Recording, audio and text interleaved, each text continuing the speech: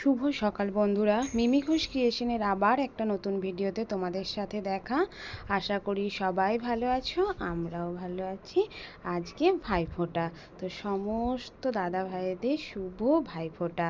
সকালবেলা একটু হাঁটাহাঁটি করতে বেরিয়েছি, দেখো গ্রামের পরিবেশ, তাই না? মানে অসাধারণ লাগে, সেই সূর্যটা উঠেছে আর ধান গাছের ওপরে পড়েছে, দারুণ দেখতে লাগছিল। আর হেঁটে এসে মিষ্টিগুলো ফ্রিজ থেকে বের করে নিচ্ছি। আসলে বুঝতেই তো পারছো, ভাইফোঁটা মানে দুটো দোকানে প্রচণ্ড ভিড়, মিষ্টি আর মাংস। তাই আগের দিন থেকে মিষ্টি এনে রাখা হয়েছিল।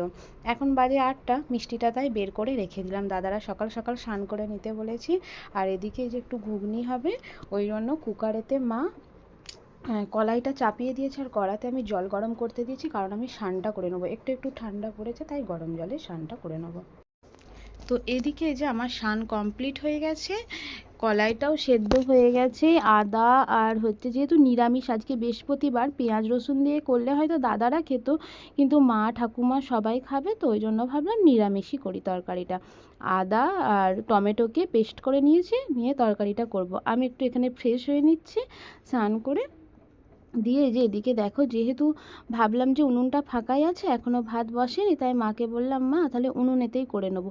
উনুনে রান্না করলে দেখবে দুটো সুবিধা, খেতে দেখবে একটু টেস্ট হয়, আর রান্নাটা খুব তাড়াতাড়ি হয়ে যায়, তাই না? ওই জন্য উনানেতেই করে নিচ্ছি। এই যে এদিকে তো আমার তরকারি কষানো, জল ঢালা কমপ্লিট হয়ে গেছে।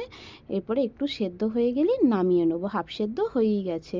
আর এই যে মা এদিকে আটাটা মেখে দিচ্ছে, ময়ান দিয়ে মা মেখে দিক, তারপরে লুচিটা আর এই কড়াতে করবো না, বেশি পুড়ে যাবে, ওই জন্য লোহার কড়াতে গ্যাসে করে নেবো। হাফ সেদ্ধ হয়ে গেছে, আলুটা আর একটু সেদ্ধ হতে বাকি আছে, তাই আর জাল দেবো না, ও আস্তে আস্তে হবে।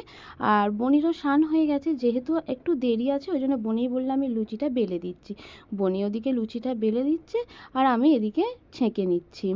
আর অনেকে দেখেছি 2-3টে করে লুচি ছাঁকতে পারে বেশি তেল দিয়ে, কিন্তু আমি বেশি তেল দিলেও পারি না বলে মাঝারি তেল দিয়েছি, একটা একটা করে ছেঁকে নিচ্ছি এদিকে তেল লুচি ছাঁকা, তাহলেই হয়ে যাবে। তো সমস্ত কিছু ওইদিকে কমপ্লিট হয়ে গেছে, কিন্তু দাদাদের এখনও স্নান হয়নি বলে আমি ভাবলাম যে এদিকে তাহলে রান্নাটা বসিয়ে নিই। বাবা চলে গেছে পিসি বাড়ি, তাহলে ভাত খাবো খালি আমি, বনি, ঠাকুমা আর মা, তাই নিরামিষ রান্নাই হবে, ডাল, শাক ভাজা আর আলু পোস্ত, ব্যাস এটুকুনি তরকারি। এই দেখো আমাদের বুড়ি চলে এসেছে বনির কাছে, ওই জন্য বনি আগে ফোঁটাটা ওকে দিয়েই শুরু করলো, ও সকালবেলাতেই এসেছে। আর এই যে দেখো পোস্তুর আলু সেদ্ধ হয়ে গেছে বলে আমি পোস্ত দিয়ে দিয়েছি। এরপরে একটুখানি তেল ছড়িয়ে আর একটু গা মাখা হয়ে এলে নামিয়ে দেবো। আর মা ওইদিকেতে, আমি এরপরে উঠে পড়বো, মা ডাল আর শাক ভাজা রান্না করবে। এই যে দাদারা রেডি হয়ে গেছে বনি ফোঁটা দেওয়ার জন্য, এখানে তো রেডি।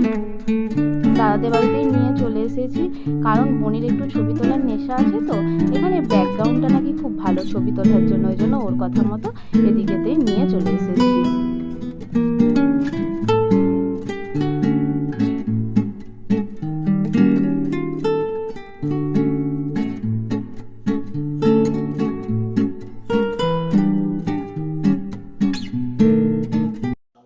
যেহেতু আজকে বৃহস্পতিবার, তাই ব্রাহ্মণ দাদু এসেছেন পুজো করতে। আমরা ছোটোবেলা থেকে ওনাকে দাদুই বলি। এমনি দিনগুলিতে মা পুজো করে, আর বৃহস্পতিবারেতে ব্রাহ্মণ দাদু আসেন পুজো করতে।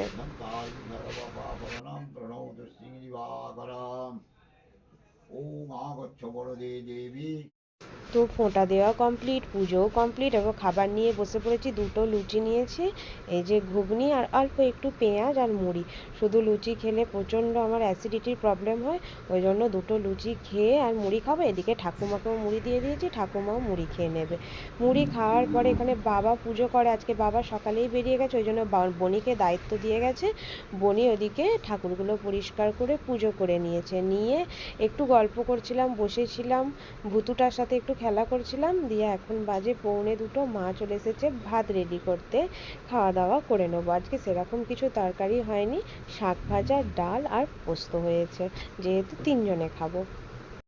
তো ভাত খেয়ে রেস্ট নিচ্ছিলাম, নিয়ে একটু সন্ধে হয়ে গেছে, যে সন্ধেবেলাতে কুলকুলতি করতে বেরিয়েছি। কার্তিক মাসে যেটা হয় গ্রামে গঞ্জের দিকে, সবাই জানো। ভূতু এখন যদিও ছোট, তবু জেঠিমা বলেছে বনিকে করতে, ওই জন্য বনি এই যে শোলার ওপরেতে ফুল মোমবাতি দিয়ে কুলকুলতি ভাসাতে এসেছি আমরা। পুকুরেতে ভাসিয়ে দিয়ে আর ওটা দড়ি দিয়ে বেঁধে দেবে, পরের দিন সকালে এটাকে তুলে নেবে। ভুতুনও আসছে, বৌদি নিয়ে আসছে, এলে ভাসাবে।